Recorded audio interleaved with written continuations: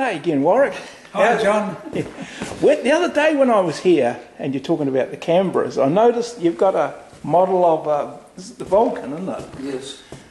How does the VULCAN fit into Ohakea? Well, back in the 70s we used to have regular visits from the RAF, and we had VULCANs from 50 Squadron in Waddington, and they would come out here for a week or so and do exercise with the Skyhawks. So in 1973, there was 1 week there. They had the 3 VULCANs here, and 3 VULCANs, 3 of them, V2 wow. VULCANs, yeah. So the first one took off and went back home.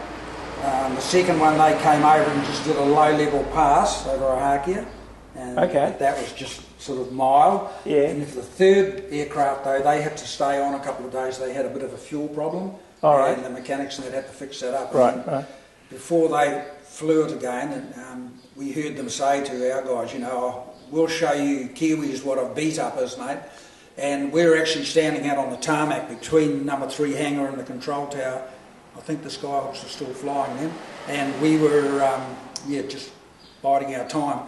And we saw the pilot and co-pilot actually pacing things out on the tarmac, walking back towards the control tower. Now, when they stopped, they were just a few metres away from us, and we heard them say 190 knots, 40 feet altitude, because they had radar altimeters, fairly accurate. Right, okay. And about 190 knots, yeah. I think. So, yeah, they came straight towards us then. We were standing there, and the last minute he just pulled back on the stick, control column, put on full power from those 4 Bristol Siddeley Olympus 301s, which are rated that's the engines, 21,000 pound thrust each engine, so you're looking at just over 80,000 pound thrust. Wow. He sat it on its tail and just went up almost vertically and disappeared up through the clouds. Now the jet efflux from that, you get all these little shimmering pieces in the air from the hot air mixing with the cold air. And he actually damaged some of the VHF and UHF aerials on the side of the control tower. That's how close he was. And also the anemometer, which measures the airspeed, got damaged too.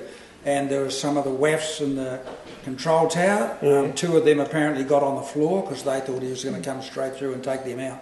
Yeah. So I called it the day I stood in awe, because I'd heard stories about people saying, you know, you stand in awe at something and you can't move. Yeah. And I thought, I don't know about that. But I'll tell you what, it was true that day. Yeah. I mean, we were standing there in awe. And if it had gone in, we would have been wiped out probably. But right. It is the best. The power is the power of the thing and the noise. Unbelievable. It was the best beat up I've ever seen by a large aircraft. Right. Yeah. Right. Oh, thanks for that story. Yeah. Okay. So this is where they are, but you'll have to search for the whole thing. Ohakea War Memorial Aviation Centre. Yeah.